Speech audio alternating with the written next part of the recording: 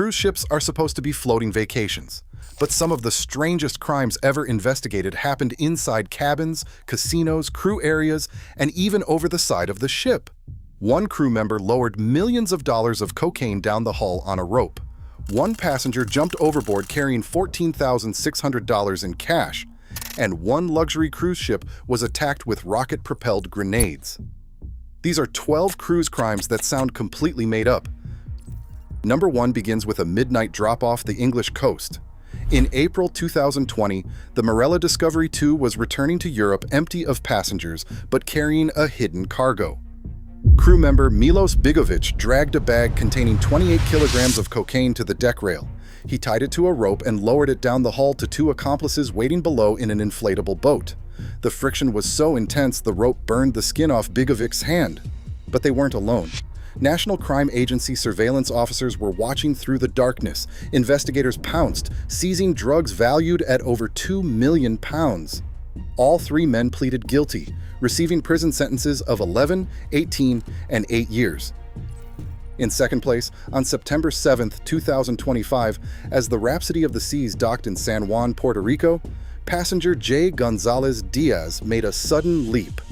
Shipboard surveillance captured him plunging into the water during the customs clearance process. A jet ski picked him up and carried him to shore, but federal agents were waiting. Authorities discovered Gonzalez Diaz carrying $14,600 in cash, 2 phones, and 5 different identification cards. He told investigators he jumped to avoid declaring the currency, believing it would be taxed. Royal Caribbean separately claimed he had run up a casino debt of over $16,700. He now faces a pending federal charge for failing to report carrying over $10,000, which carries up to 5 years in prison. Third on our list, a transatlantic voyage ends with an international drug bust inside a retiree's luggage. In December 2018, British pensioners Roger and Sue Clark, ages 72 and 71, disembarked the luxury liner Marco Polo in Lisbon looking like ordinary holidaymakers. But Portuguese police were waiting. Inside the linings of their 4 suitcases, customs officers discovered 9 kilograms of high-purity cocaine. The couple claimed they had been duped by a generous friend who gifted them the luggage. Portuguese judges rejected the story, pointing to Roger's previous smuggling convictions. The court sentenced each of them to 8 years in prison. Sue Clark died in a Lisbon jail in 2021, cementing a tragic end to a bizarre smuggling run. Number 4. An Alaskan family vacation aboard the Emerald Princess in July 2017 shattered during a quiet transit through U.S. waters near Juneau. Christy Manzanares was traveling with her husband Kenneth and their 3 daughters when a sudden dispute erupted inside their cabin. After Christy stated she wanted a divorce, the confrontation turned violent, and Kenneth killed her inside the stateroom. Because the homicide occurred within maritime jurisdiction, federal authorities immediately took control of the investigation. Kenneth later pleaded guilty to second-degree murder. A federal judge described the act as brutal, sentencing him to 30 years in prison without the possibility of parole. The tragic case permanently altered the lives of their daughters, highlighting the stark reality that maritime borders do not shield criminals from federal justice. Number 5. A routine family vacation took a dark turn aboard Royal Caribbean's Symphony of the Seas during voyages between December 2023 and February 2024. A passenger inspecting the area beneath a stateroom bathroom sink discovered a hidden miniature video camera. Shipboard security staff immediately detained stateroom attendant Arvin Joseph Mirasol. When the vessel docked at Port Everglades, Homeland Security Investigations and Customs and Border Protection officers boarded to seize Mirasol's electronic devices. Federal investigators uncovered dozens of secret recordings of unclothed passengers, including footage involving minors. Mirasol confessed to hiding the cameras to watch the files for personal gratification. He pleaded guilty to producing child sexual abuse material. In August 2024, a federal judge sentenced Mirasol to 30 years in federal prison, converting a tiny physical discovery into a massive digital evidence prosecution. Number 6. In September 2002, Australian mother Diane Brimble was found dead in a cabin aboard P&O's Pacific Sky. The cause of death was a toxic combination of alcohol and the date rape drug GHB. A highly publicized coronial inquest concluded that Brimble had been unknowingly drugged by individuals intent on sexual exploitation. However, the subsequent criminal trial yielded a very different legal outcome. Mark Wilhelm, a passenger who had sexual contact with Brimble, faced a manslaughter charge, but prosecutors later dropped it. Wilhelm ultimately pleaded guilty to a lesser charge of supplying GHB and received no custodial sentence. Despite public outrage, no one was ever convicted of murder or manslaughter in Brimble's death, highlighting the stark division between a coroner's findings and a criminal conviction. Number 7. On January 13, 2012, the massive Costa Concordia glided past the Italian island of Giglio. In command was Captain Francesco Schettino, who decided to perform a theatrical salute by steering the luxury liner dangerously close to shore. In the darkness, the hull tore open against jagged rocks, flooding the engine rooms and cutting all electrical power. As the vessel listed heavily, chaos erupted among the 4,000 passengers. Rather than managing the panic, Schettino abandoned his post, slipping into a lifeboat while hundreds remained trapped. The ship capsized onto its side, claiming 32 lives. Investigators reconstructed the terrifying evacuation through recorded audio, dismantling Schettino's claim that he tripped into a lifeboat. Italian courts rejected his excuses, convicting him of multiple counts of manslaughter, causing a shipwreck, and abandoning passengers before evacuation was complete. His 16-year prison sentence was upheld on appeal, cementing one of the most infamous betrayals of maritime trust in history. Number 8. In 2016, Royal Caribbean's Freedom of the Seas docked at Port Canaveral, but 4 female passengers were carrying far more than standard souvenirs. While stopped in Jamaica, the group had acquired more than 6 kilograms of cocaine, stashing the packages inside their cabin. Their plan to smuggle the contraband off the ship relied on an incredibly uncomfortable physical concealment method. Instead of hiding the drugs in their luggage, the women stuffed the heavy blocks directly into their bras and underwear, expecting to walk right past border agents. However, the bulky profiles immediately raised suspicion. Customs and Border Protection officers searched the women, uncovering the hidden cargo. Organizer Lakeisha Abney received 8 years and 1 month in prison, while the other 3 women also received federal sentences. Number 9.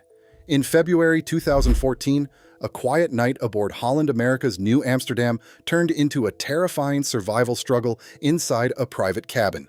A female passenger fell victim to an intruder in her own stateroom. Crew member Ketut Pujayasa, a room attendant who took offense to an interaction earlier that day, used his master keycard to gain entry in the dead of night. He launched a prolonged, violent physical assault. The victim fought back with desperate strength, eventually escaping into the corridor to alert security. Because the crime occurred in international waters, the FBI assumed jurisdiction at port. Pujayasa faced prosecution in federal court, where he was convicted of attempted murder and aggravated sexual abuse, receiving a sentence of 30 years and 5 months. Number 10.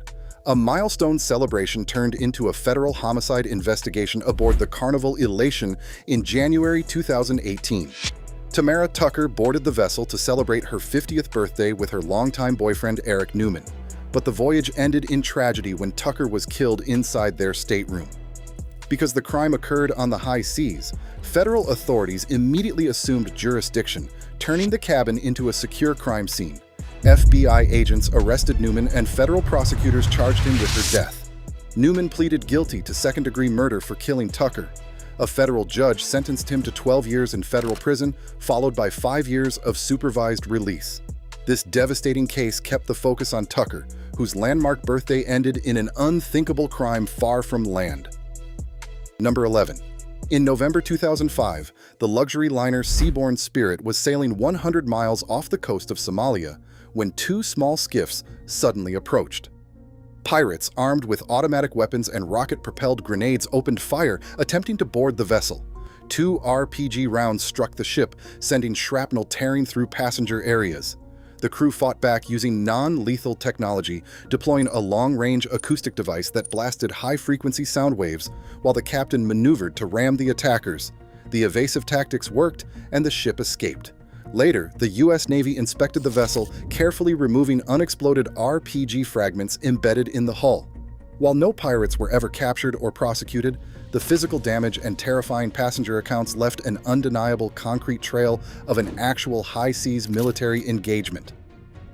Number 12 on our list. In October 1985, a luxury Mediterranean cruise became an international hostage crisis and a military standoff. 4 heavily armed members of the Palestine Liberation Front boarded the Italian ocean liner Achille Lauro as it sailed from Alexandria. They quickly seized control of the vessel, holding hundreds of passengers and crew hostage. The hijackers demanded the release of 50 Palestinian prisoners, threatening to blow up the ship.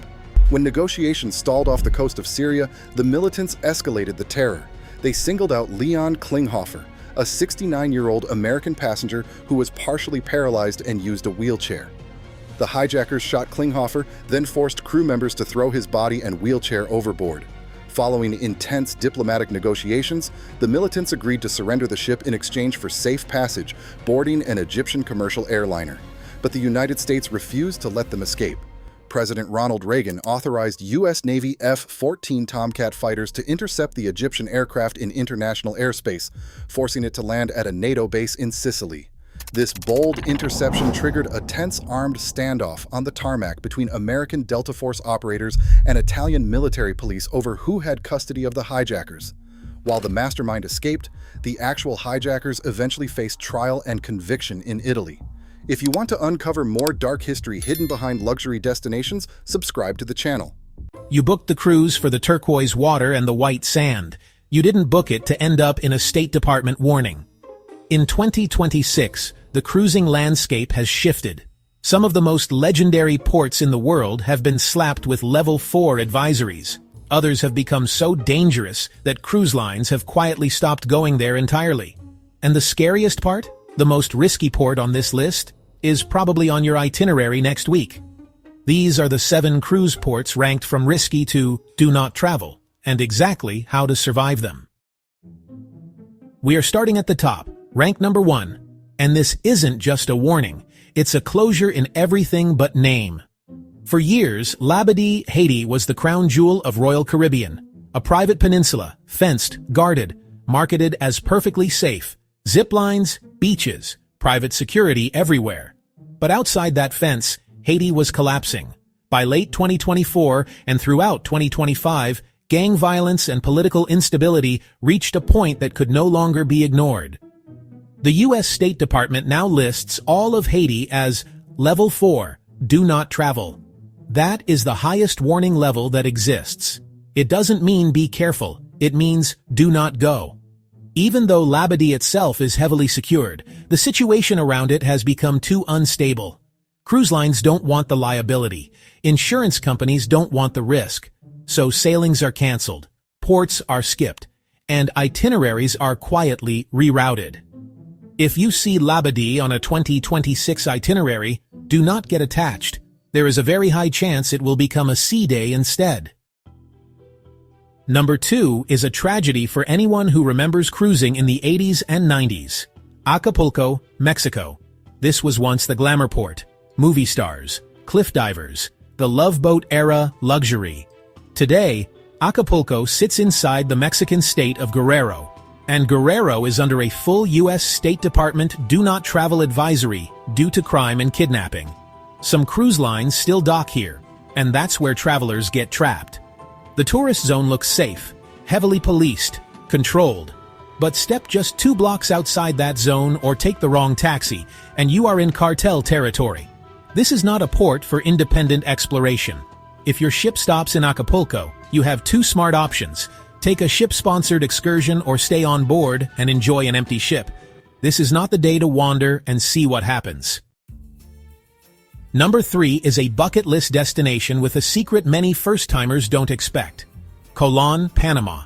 You go here for the Panama Canal, and the canal is incredible, but the city of Colón itself has one of the highest crime rates in the region, and here's a telling detail.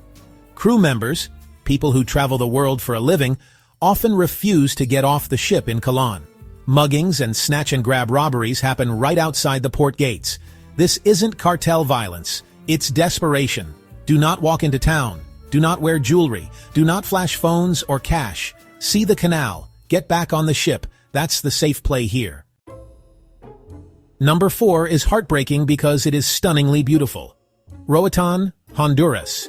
Yes, the island is safer than the Honduran mainland, but that creates false security. You relax, you drop your guard. And that's when problems happen. If you dock at Cox and Hole, the pressure starts immediately. Aggressive vendors, unregulated taxis, isolated tour routes.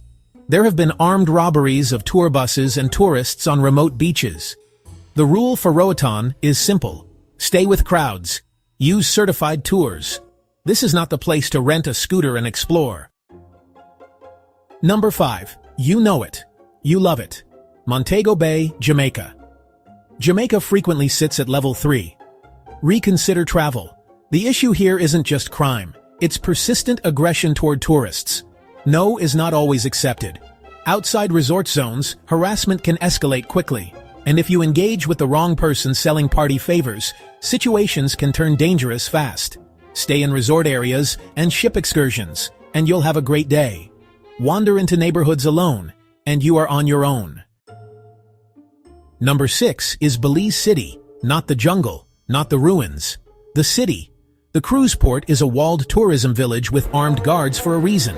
The south side of Belize City has serious gang activity. This is dangerous only for the DIY traveler. Book a cave tour or Mayan ruins, and you're perfectly safe. Try walking into town from the port, and you are taking unnecessary risk. There is nothing to see there that is worth it. And finally, number 7. The most controversial port on the list. Nassau, Bahamas. It's listed as level 2. Exercise increased caution. And the danger here is complacency. Because everyone goes to Nassau, people stop paying attention.